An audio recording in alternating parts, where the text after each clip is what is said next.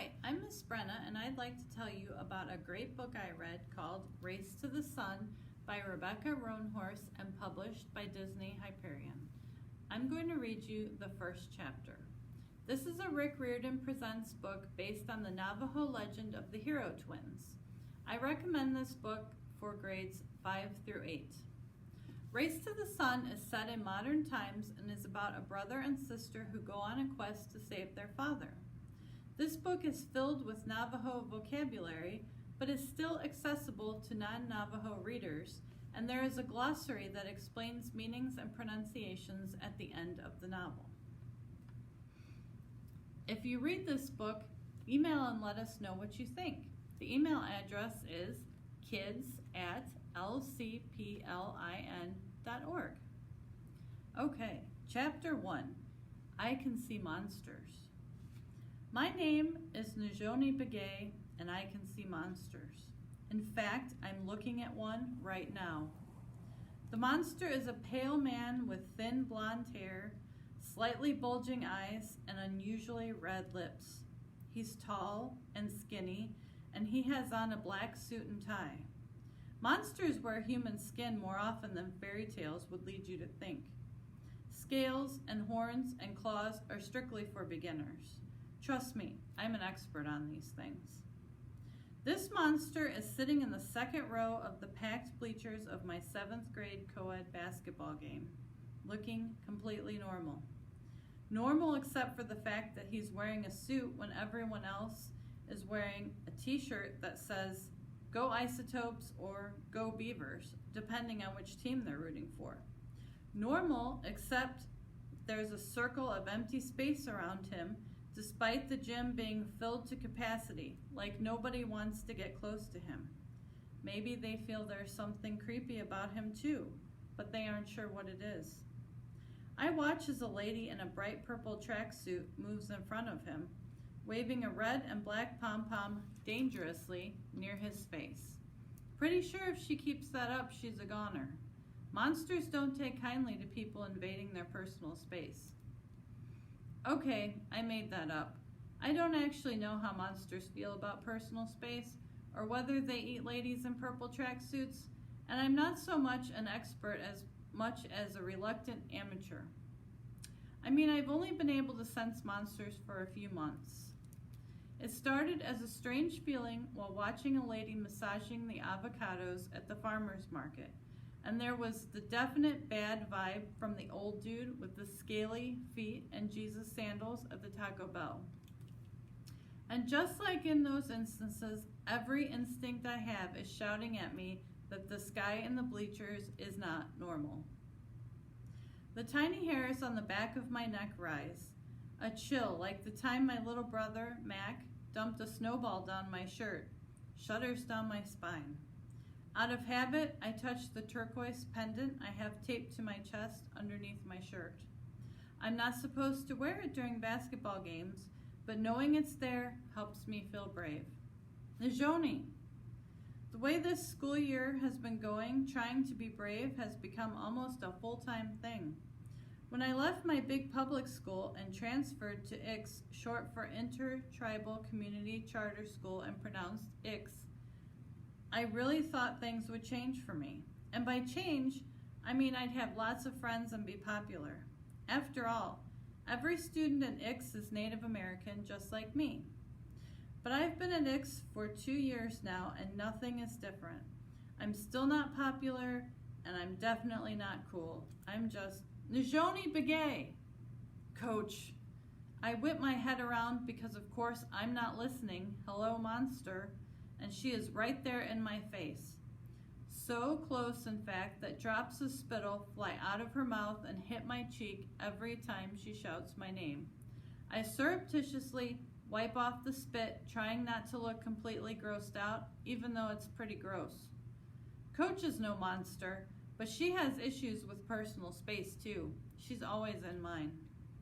She's also a little short for basketball, but no one would ever tell her that, because she makes up for it being height challenged by being really loud. Coach is Hopi, so it's not her fault she's so short. Besides, she's scary in other ways. I'm not worried she will eat my eyeballs for hors d'oeuvres or anything. Eyeball hors d'oeuvres are very popular with monsters. I read that somewhere, FYI. Coach snaps her fingers inches from my nose. Are you even listening? I nod. Total lie.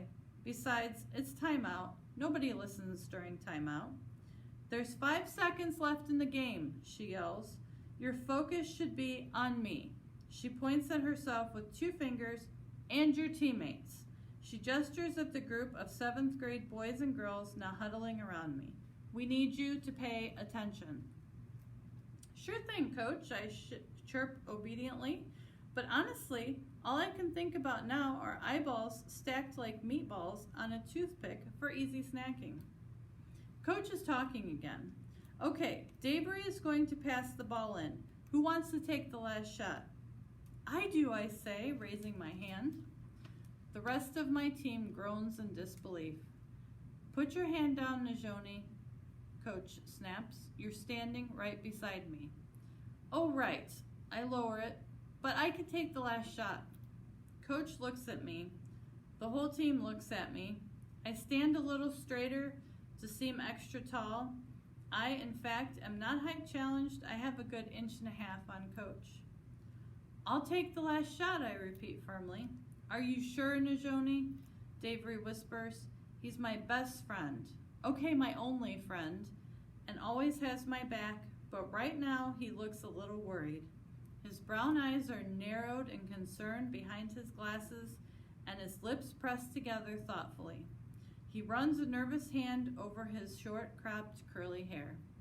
Easy as pie, I insist. You pass the ball to me, I'll be at the top of the key, and swish, Isotopes win. I bust out my most confident smile. Davery just crinkles his brow. Does anyone else want to take the last shot? Coach asked, looking pointedly at the rest of the team. Everyone looks down or away or anywhere else but at Coach because no one wants that kind of pressure. Anyone? She asks again, desperate. I clear my throat loudly. Okay, Coach says, resigned. Davery passes the ball to Nizhoni. Nizhoni, you take the shot. Be ready. Movement in the bleachers catches my eye. It's the monster. I wait as he makes his way past the other spectators. He's pushy, knocking into people's knees without even saying excuse me. Rude. But then, monsters aren't known for their good manners. Some folks give him a dirty look as he shoves his way through, but most just move aside, rub their arms like they're cold, and mutter unhappily to the person next to them. I lose sight of him as the crowd rises to their feet. I twist my neck this way and that, straining to see where he disappeared to in the midst of screaming fans, but he's gone, lost in a sea of black and red. Coach claps just as the buzzer sounds, signaling the end of timeout. Everyone on the team extends an arm into the middle of the circle, touches hands, and yells, Isotopes! A rallying cry for what must be the worst mascot in the history of mascots, except maybe for this one team I heard of called the Fighting Pickles. But really, who even knows what an isotope is? Davery once tried to explain it to me, something to do with the history of nuclear technology and atomic bombs in New Mexico, blah blah, but I fell asleep halfway through. Coach is yelling. We hurry to take our spots. Davery is at mid-court with the ball in his hands. I run to the top of the key and get ready for the inbound pass. I try to visualize the winning shot I'm about to make like Coach tells us to. I can see it all. The crowd chanting my name, my teammates hoisting me on their shoulders and leading me around the gym in victory, just like a champion in a sports movie. Everyone will know me. I'll be a superstar. Fame, glory.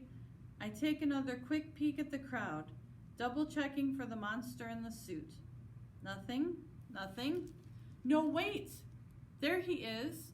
Bottom row, courtside, 20 feet away. His eyes are red and he's staring right at me. 4 things happen all at once. 1, I scream. 2, the ref blows the whistle. 3, Dave shouts my name. 4, and I turn toward him just in time for the basketball to hit me, smack, right between the eyes.